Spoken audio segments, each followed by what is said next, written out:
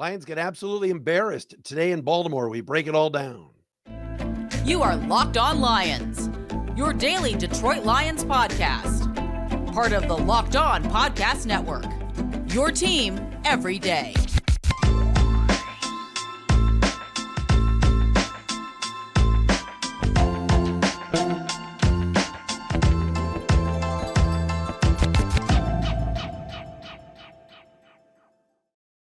And a pleasant good Sunday afternoon, everybody. Matt Derry with you following another Lions game here on the Postgame Pod at Locked On Lions on the Locked On Podcast Network, your team every day. It's a Sunday, October 22nd and a Monday, October 23rd. Thanks for checking us out wherever you get your podcast. Thanks for subscribing and watching on YouTube. Today was not good. Baltimore beats up the Lions. Dan Campbell after the game said, quote unquote, they kicked our ass. And he's right. 38-6 final today as the Ravens improved to 5-2. And the Lions dropped to 5-2. It's our post-game pod. Matt Derry with you. Thanks for making us your first listen. Shout out to our everydayers who are out there watching and listening each and every day. Guys like Thomas Stubley. Thank you, Thomas. Michael Stanley. James Shoeway Hat. And also Ross Nichols. Thanks, guys and girls and everybody out there that's checking us out wherever you get your podcasts and making us your first listen every single day. What do you want me to say today? I made you a promise on Friday that I wasn't going to come on this show and rant and rave and go crazy if they lost. The Lions have had a really good season. They have a really good team. Today was a clunker. Plain and simple, clunker. They had one last year wearing those same blue pants in Carolina against the Panthers. Today against Baltimore, they got rolled. All right, Ravens got the ball, scored. Lions, 3 and out. Ravens got the ball again, scored. Lions, 3 and out. Ravens got the ball again, scored. Lions, 3 and out. Lions had no answers today. Offense had no rhythm. Defense wasn't ready to play. The game plan on defense especially was absolutely atrocious. Atrocious. But they're 5-2. They're going to win this division, and the schedule only gets easier. The JV Raiders, it's not the LV Raiders, it's the JV Raiders who just got completely annihilated in Chicago by Tyson Bagent and the Bears, are coming to town for Monday Night Football next week. You don't think this fan base isn't going to rally and get pumped up to see the silver and black on Monday Night Football? Lions hosting Monday Night Football for the first time since who knows when. All right, the Lions are going to be fine. They had a bad day today. All right, they had a really bad day. Everybody had a bad day. We'll get into the offense, defense. I'm going to hand out one game ball at the end of the show today.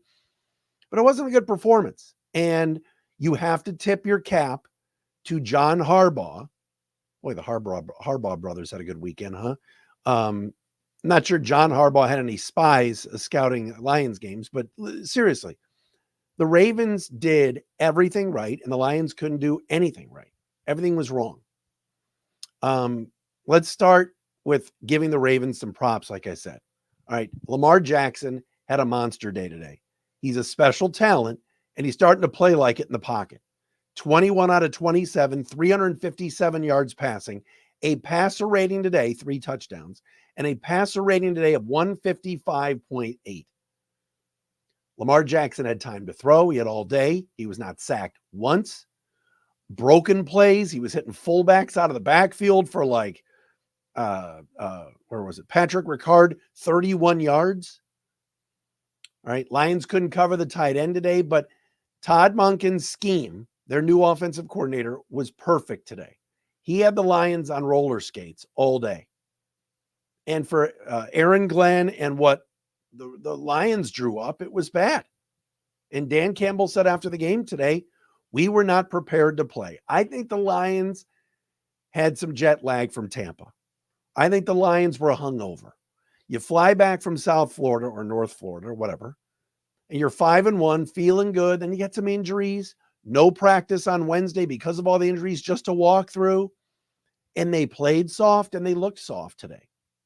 Now, again, splitting this road trip in Tampa and Baltimore, going 1-1, being at 5-2 heading into the Monday night game is good. The Lions are in good shape. They're still the class of this division. Green Bay, Minnesota, and Chicago won't touch them. And the Lions are going to be okay. But I wouldn't be doing my job hosting the show if we didn't point out a few things that took place today that were problematic, to say the least. All right. That defensive game plan was a joke. It was terrible. At some points in the game, they were rushing three. They were playing three linebackers on the field most of the game. And I get it. You want to have a spy for Lamar, but what about all this soft zone coverage? He would fade back to throw, have all day, and then you'd see a receiver open for a 7-yard gain, and then the Lions would tackle him for a 12-yard gain. Greg Olsen even said it on the Fox broadcast. Why are the Lions playing so soft? Move your corners up. Make those mediocre receivers for the Ravens make some plays. It's not like they were going up against Jerry Rice today. What was that? It's not like Justin Jefferson was on the other side. Zay Flowers is a good-looking rookie. Odell Beckham is washed. Rashad Bateman, Nelson Aguilar, come on. They weren't facing Rice and Taylor. That would be Jerry Rice and John Taylor. This wasn't Wes Chandler, Charlie Joyner, and John Jefferson out there. And Kellen Winslow, early 80s Chargers reference, Air Coryell. This wasn't even Herman Moore, Johnny Morton, and Brett Perriman. Why are you playing so soft? And up front, forget it. The Lions' defensive tackles, outside of one nice TFL tackle for loss by Isaiah Buggs, they got embarrassed. Where was Aleem McNeil today? Aiden Hutchinson, did he play? No, I know he was held early in the game a couple times that they didn't call. But, man, it was not a good day today. Aleem McNeil today had 2 tackles. Julian Okwara, no tackles.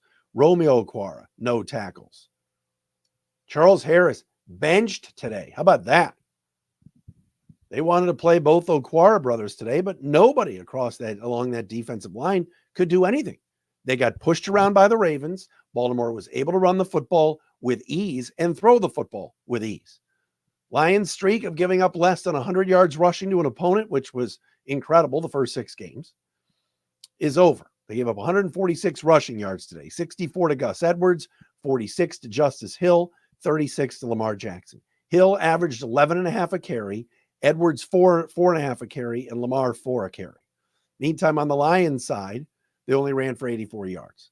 But again, when you're down 21-0, 14-0 after 1, 28-0 after 2, you got to start throwing the football. So the Lions defense had no answer for anything. They couldn't cover tight ends, and a lot of it was coaching. Whatever Todd Monken was drawing up for the Ravens, what were the adjustments the Lions were making? Nothing.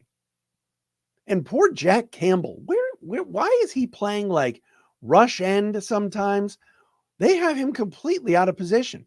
He was terrible today. That poor guy had no idea where he was on the field. And it showed. Just an ugly performance today. But again, they played a good team. They lost. All right. The Lions' schedule, folks, has been pretty soft. Let's be honest. All right. Other than Mahomes and Geno Smith, the last handful of weeks, they played some pretty bad quarterbacks. Today, they played a superstar quarterback. And he worked them over. Next week, you're going to have either Brian Hoyer, Jimmy Garoppolo, or Aiden O'Connell. Come on. Lions are going to be in good shape. They are. Today was bad, though. Like I said, every team has one really awful performance. This was the worst performance and the biggest margin of victory for the Lions, defeat for the Lions, I should say, since 2021 against the Eagles on that Halloween when they lost 44-6 at Ford Field. But that was a bad Lions team. This is a good Lions team. Pump the brakes on giving up on them. It's one game. It counts as one loss. 5-2 after 7 games is still pretty good. All right. I have faith. I think they're going to be fine.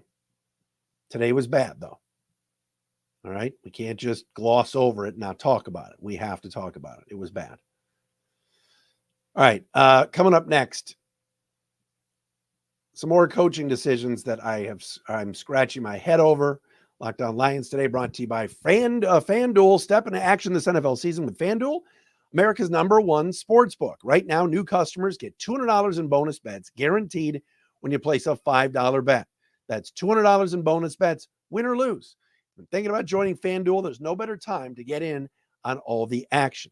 The app is easy to use. All right. So get in on the games tonight if you want. The Sunday night game, the Monday night game tomorrow with the Vikings and the Eagles. And the 49ers, I should say. Spreads, player props, over-unders, they got it all. So visit FanDuel.com/LockedOn and kick off the NFL season. FanDuel, official partner of the NFL. Postgame Pod here. Matt Derry with you. Thanks for making us your first listen, checking us out wherever you get your podcasts. Please subscribe on YouTube. We appreciate you doing that. On my Twitter at Derry Speaks, at Locked On Lions on Twitter, and of course the Matt Derry Facebook fan page. On my Twitter today, I posted a picture of Bernie Kosar, the Lord, my idol growing up, one of my sports idols growing up in Cleveland. The Lord was in Kansas City today, hobnobbing with Taylor Swift. I took some pictures with her, so I put that up on my Twitter today. Anyway, I don't know why I mentioned that. Ravens win 38-6 over the Lions today. Before I get into the offense and everything else that went on today, and really the rhythm they couldn't get into, I have to take Dan Campbell to task on something. Why on earth, in a 38-6 game with 5 minutes left, with 2 minutes left, is Jared Goff and even Amon-Ra St. Brown to an extent in the game? Why? This team, this organization has been snake bit for years, right? Snake bit. Whether it's injuries, whether it's whatever, right? There's been a whole lot of luck surrounding Pontiac or now the Allen Park facility. You have a MVP candidate, didn't play like it today, in Jared Goff, who you're going to need that golden right arm in order to make a run this year. You're down 32 points with 5 minutes to go in the game, and he's still in the game. And that rush is bearing down on him. Amon-Ra St. Brown is a special wide receiver. Let Antoine Green play the rest of the way. I don't need Amon-Ra getting hurt today. That would have been a disaster. Jared Goff was sacked 5 times today. 5. Why on earth do these coaches leave their best players in these blowout games? I wouldn't have had, John Harbaugh took Lamar Jackson out of the game. Jared Goff played the whole way. Don't you want to see Teddy Bridgewater, see what he can do? Give him some reps. The game's over. Imagine if something would have happened to Jared Goff or St. Brown at the end of this game. It would have been absolute coaching malfeasance. They got lucky. Now, very sad to see Mo Ibrahim today, the running back. He's undergoing season-ending hip surgery right now. The poor kid is in his first NFL game, gets to touch the ball on a short kickoff, gets tackled, and busts his hip and has to have surgery. Oh, you got to feel for Muhammad Ibrahim, who worked his way back to the roster after being released or waived injured earlier in the year. Sucks. Absolutely sucks for him. Hopefully Khalif Raymond is okay. I know he was hurt today too. But I understand when the coaches kind of let the veteran players police themselves, and I get it. Goff doesn't want to come out of the game. He's got pride. He wants to have some momentum for next week by scoring a late touchdown. All right. Or even Amon-Ra St. Brown piled up huge fantasy numbers today in a loss, 13 catches, 102 yards. But my goodness, thank goodness nobody got hurt, because that is weak coaching. Get him out of the game, your quarterback. Get your best receiver out of the game. What is the point of having a guy out there down 32 points with under 2 minutes to go? You're not going to score 32 points in 2 minutes and tie the game. Get him out of the game. I just thought that was really bad coaching. Dan Campbell has done a crazy good job. All right. The guy is immensely talented as a coach, as a motivator, and as a leader. He's done a whale of a job, but got to call it out. Get your guys off the field. Why? Put your backups in. It's over. Football's a violent game. No, I don't want to see any more injuries. Please. That made no sense to me. As far as the offense is concerned, couldn't get anything going all day. 3 3-and-outs to start the game, and the Ravens put up 21 points. And Campbell said afterwards they just never could get into rhythm. That's an understatement. I know it was windy. I know you don't have David Montgomery, and you're relying on Jahmyr Gibbs. But the play calling in the second half was much better by Ben Johnson because there was quick stuff, there was misdirection. It almost seemed like the Lions were just so worried about the Ravens pass rush that they went kind of vanilla with stuff. And then the second half, they came out. I know it was 28-0, but they came out with some different looks. Malcolm Rodriguez in at fullback, some misdirection, some play action. Where was that in the first half? Goff didn't have a good game. Don't get me wrong. He seemed off. Seemed like the wind was bothering him. Offensive. Penei Sewell, that's the worst game I've ever seen him play. Penei Sewell was getting abused today. Two holding penalties, and the Odafe Owe was killing him today. Not a good day for Penei Sewell. But the offense today has got to do better than 6 points. And don't get me started on Jameson Williams. He has no idea where the ball is. He has no awareness of where the ball is. He's turning one way, turning the other way. Ball's hitting him in the face. That was pass interference when he got chopped on the arm at the end of the game, but still, ball hit him in the face. Then the next play just drops one because he can't locate the ball. That's a problem. That's a big problem. Shout out to Jahmyr Gibbs. He had a good day today. 11 carries, 68 yards, and a touchdown. Also caught 9 balls for 58 yards. He was one of the lone bright spots today for the Lions. But the O-line got worked over. They couldn't run the football. Why Craig Reynolds only have 3 carries? Utilize him earlier in the game. I didn't get that either. But I guess when your defense can't get you any stops ever, and, Baltimore was doing whatever they wanted offensively, not easy for the offense to get into a rhythm. The defense has been really good this year. Today was the exception. And give some of those guys on the other side their due. Roquan Smith making plays in the passing game. Mollett, the cornerback, had a really good day today. Kyle Van Noy had 2 sacks. Oh my God. KVN, unbelievable. So you flush this one and you move on to the Raiders. It's the only thing you could really do. 38-6 Ravens over the Lions today, right here on the Postgame Pod, right here on the Locked On Podcast Network. Coming up next, let me do this. I'm going to hand out my 1 game ball for the day. 1, and that's it, right here on Locked On Lions.